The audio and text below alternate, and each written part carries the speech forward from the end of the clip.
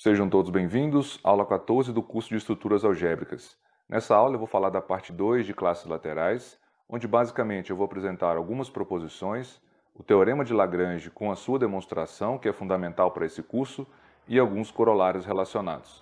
Espero que gostem e tenham todos uma boa aula. Começo com a informação de que eu vou numerar as proposições a partir da numeração já utilizada na aula passada, onde nós falamos das proposições 1 e 2. Então aqui a numeração vai começar a partir da proposição 3, ok? Então nessa proposição, se temos duas classes laterais quaisquer, nós vamos ter que a interseção entre as duas classes ou vai ser vazia, ou então as duas classes serão exatamente a mesma classe, elas serão iguais. Na prática, esse resultado também nos permite afirmar que cada elemento do grupo G vai pertencer a apenas uma classe módulo H.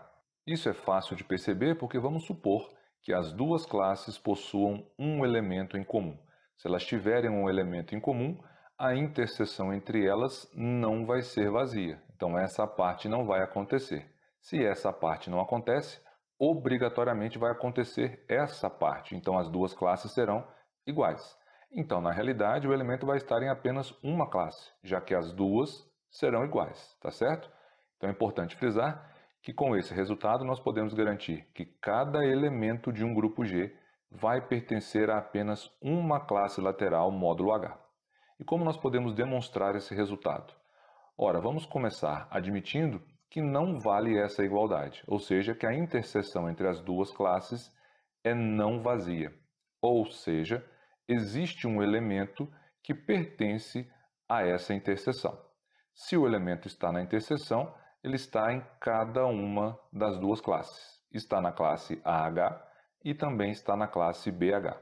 E por consequência disso, existem obrigatoriamente dois elementos do subgrupo H, que eu chamei de H1 e H2, com as seguintes características. Esse elemento X é escrito como A vezes H1, porque está na classe AH, e também é igual a B vezes H2, ou B operado, com H2, porque está na classe BH. Sendo assim, vai seguir obrigatoriamente que AH1 é igual a BH2, tá certo? Já que esse elemento pertence às duas classes e, portanto, pode ser escrito dessa forma.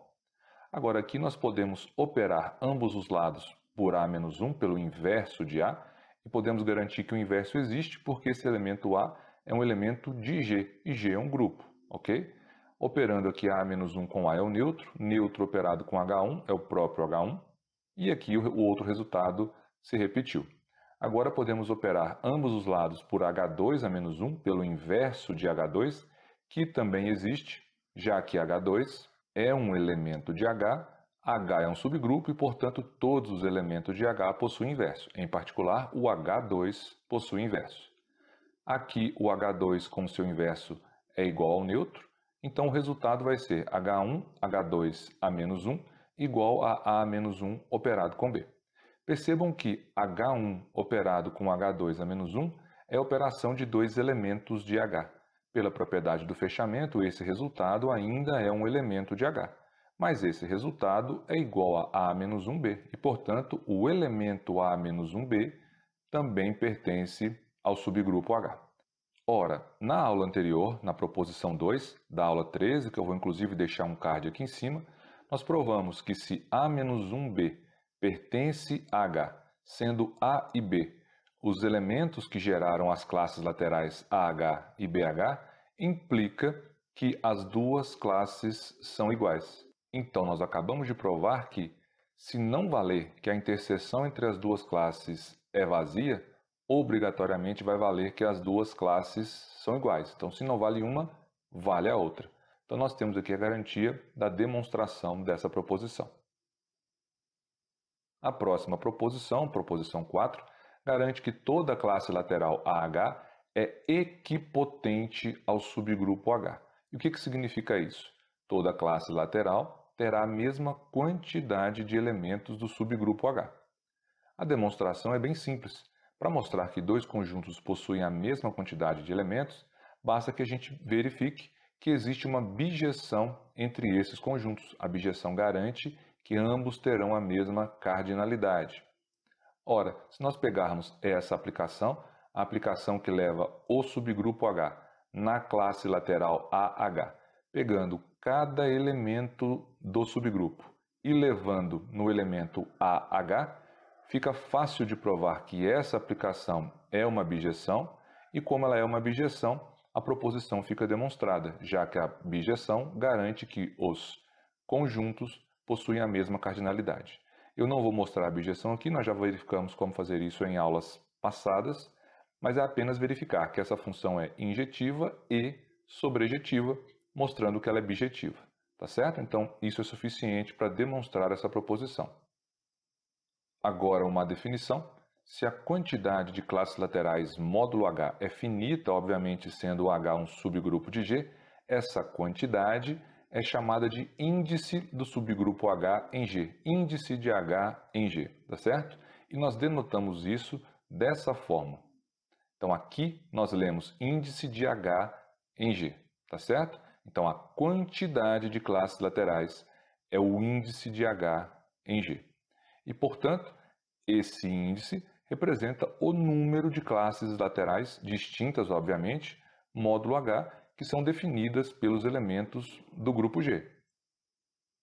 Como exemplo, nós vimos também na aula anterior, que já está com o card aqui, que se o grupo for Z6 e H um subgrupo 16 formado por esses dois elementos, a quantidade de classes laterais é igual a 3. Nós teremos a classe H, 1 mais H e 2 barra mais H. Temos 3 classes laterais. Então, o índice de H em Z6 é 3, ou seja, o índice de H em Z6, essa notação que indica a quantidade de classes laterais, é igual a 3. Agora, o famoso e importante teorema de Lagrange. Ele garante que se H é um subgrupo de um grupo finito G, então obrigatoriamente vale que a ordem desse subgrupo H divide a ordem de G, e também vale que a ordem de G é a ordem de H multiplicada pelo índice de H em G. Mas lembrem que o índice de H em G é exatamente a quantidade de classes laterais. Ou seja, quando nós multiplicamos a ordem do subgrupo pela quantidade de classes laterais, nós obtemos a ordem do grupo. Só para ilustrar a funcionalidade do teorema, eu coloquei aqui um exemplo onde o grupo é Z6 e o subgrupo é esse H, assim como eu fiz no slide anterior. E aí percebam que nós já vimos que o índice de H em Z6 é 3, porque tem 3 classes laterais, e o 6, que é a ordem do grupo Z6, tem 6 elementos, é exatamente igual a 2 vezes 3, sendo 2 a ordem do subgrupo H e sendo 3 a quantidade de classes laterais, o índice de H em G, tá certo? É esse resultado que o teorema de Lagrange garante para a gente. Como demonstrar esse teorema? Bom, nós sabemos que para todo elemento A em G, vale que esse elemento A vai estar na classe que ele determina, na classe AH. Esse é um resultado da proposição 1 da aula anterior. Da proposição 3 que nós vimos hoje, nós sabemos que todo elemento de G pertence a apenas uma classe lateral. Isso é uma consequência lá da proposição 3. E eu coloquei aqui o conjunto das classes laterais módulo H, tá certo? Considerando as classes distintas, obviamente. Então eu supus aqui da classe A1H até a classe ARH. Então eu tenho R classes laterais. E pela proposição 4, nós também sabemos que quaisquer duas classes laterais são equipotentes, isto é, têm a mesma quantidade de elementos. Então, a partir dessas informações, nós podemos escrever o seguinte. Nós já sabemos, de aulas anteriores, que a união das classes laterais gera o grupo G. Então, se nós unirmos essas classes, o resultado é G. Mas como essas classes são diferentes, se nós somarmos as ordens dessas classes, o resultado tem que ser a ordem do grupo G. Então, nós podemos escrever essa igualdade aqui. Mas, como as classes possuem a mesma cardinalidade, a mesma quantidade de elementos, nós podemos trocar a ordem de cada uma delas simplesmente pela ordem de H. Já que H é uma classe, então, portanto, cada classe tem uma ordem igual à ordem de H. Como são R classes distintas, aqui nós vamos ter R somas da ordem de H. E, portanto, essa soma, como se repete R vezes, pode ser escrita como R vezes a ordem de H. Conclusão, a ordem de G é igual a R vezes a ordem de H. Mas como nós estamos considerando as classes laterais distintas desde A1H até ARH, que são as classes existentes, significa que a interseção entre elas é sempre vazia. E já que a interseção entre elas é sempre vazia, elas são as classes distintas, segue que essas classes laterais, essa quantidade R de classes laterais, representa exatamente o índice de H em G, ou seja, essa é a quantidade de classes laterais. Então, aqui, nessa equação, nós podemos trocar R pelo índice de H em G, concluindo que a ordem do grupo G é a ordem de H multiplicada pelo índice de H em G, ok?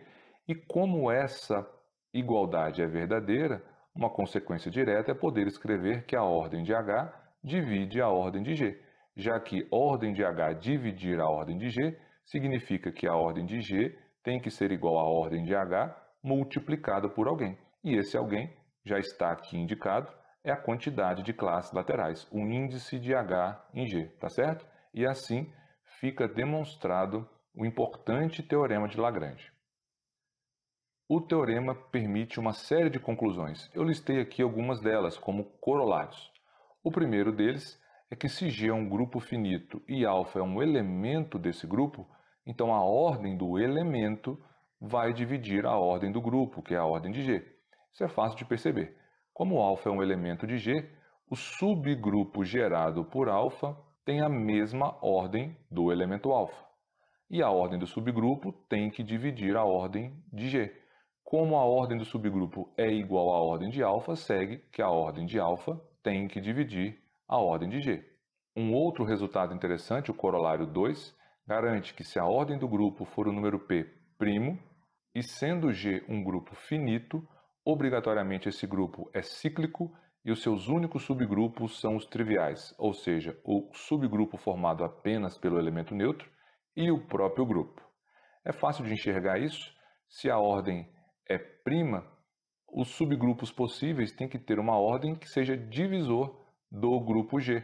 Os divisores de P são 1 e P.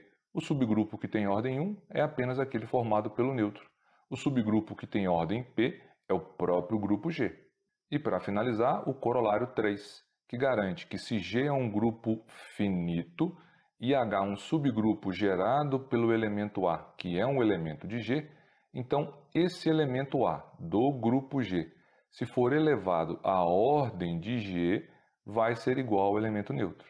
Ou seja, todo elemento de G elevado à ordem do grupo G tem que ser igual ao elemento neutro. Para demonstrar isso é muito simples. Vamos relembrar que a ordem do subgrupo H é exatamente igual à ordem do elemento A, já que o elemento A é o gerador do subgrupo.